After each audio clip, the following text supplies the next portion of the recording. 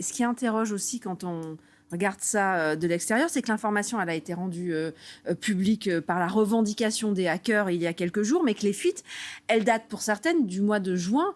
Est-ce que ça veut dire que les autorités ont appris la fuite en même temps que nous par la revendication des hackers, ou que ces fuites ont été tues pendant plusieurs semaines?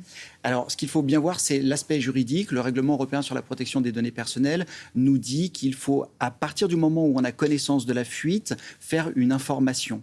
Ce qui a été fait parce que c'est au moment où le cybercriminel a fait la déclaration que les autorités ont vu qu'il y avait une fuite. Par contre, ils n'ont pas découvert qu'il y avait eu une intrusion à ce moment-là. Ils avaient découvert l'intrusion, ils l'ont bloquée en partie. On peut dire peut-être que c'est pour ça qu'il n'y a que, même si c'est beaucoup, 700 000 fiches environ qui ont été consultées et exfiltrées.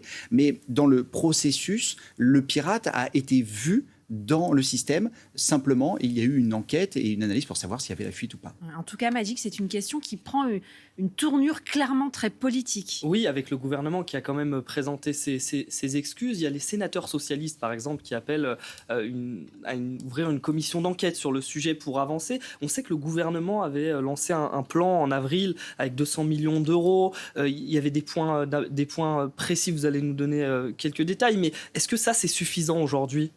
Alors c'est un premier pas, et si on remonte un peu dans l'histoire, on se souvient au moment du Covid encore d'un certain nombre d'hôpitaux qui ont été piratés. Oui. Et alors c'était entre guillemets plus grave parce que les hôpitaux étaient piratés par des rançongiciels sur des logiciels qui bloquent tout, et il y a eu des efforts qui ont été faits, des budgets qui ont été débloqués, des mises à jour, si je puis dire, de comportements qui ont été faites, et aujourd'hui force est de constater qu'il y a moins d'hôpitaux qui se font attaquer. Donc ce que l'on peut voir et ce que l'on peut espérer, c'est que ça soit une sorte d'électrochoc et qui fasse en sorte que l'État prenne en considération encore plus la sécurité, non pas forcément grâce à l'intelligence artificielle, mais avec des éléments qui peuvent être parfois basiques. Parce que... Pourtant, c'est ce qui a été dit hier lors de la conférence de presse. L'intelligence artificielle rendrait beaucoup plus efficace l'action des hackers. Il faut qu'on l'utilise nous-mêmes pour s'auto-attaquer, auto-simuler des agressions et mieux se préparer. C'est pas la bonne solution ? Alors, ça fait partie de la solution, mais il y a avant tout, et vous le disiez en introduction, la formation de ceux qui font la défense au quotidien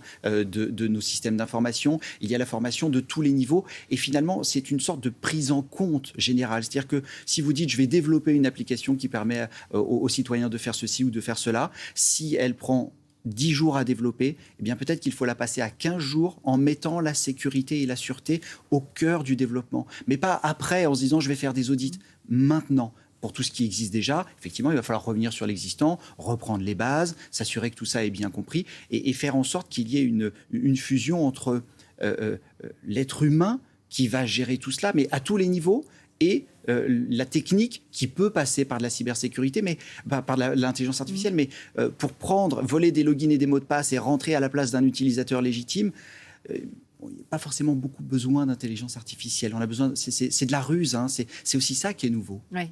Alors, il y a évidemment le fisc. Vous nous parliez des hôpitaux. Il y a de nombreuses administrations qui ont été touchées. On a appris là également des fuites au sein du ministère de l'Éducation nationale. Est-ce qu'honnêtement, si je vais sur le dark web, je ne suis pas à peu près sûre. Il y a aussi celle de nombreux opérateurs téléphoniques. Hein. Est-ce que si je vais sur le dark web, je ne suis pas à peu près sûre de trouver mon nom, mon numéro de téléphone, peut-être même mon adresse? Est-ce que finalement, la bataille n'est pas déjà perdue en fait? On ne nous le dit pas, mais est-ce que toutes nos données ne sont pas déjà disponibles? Alors, il y a effectivement une certaine partie de nos données qui sont disponibles. C'est difficile de quantifier.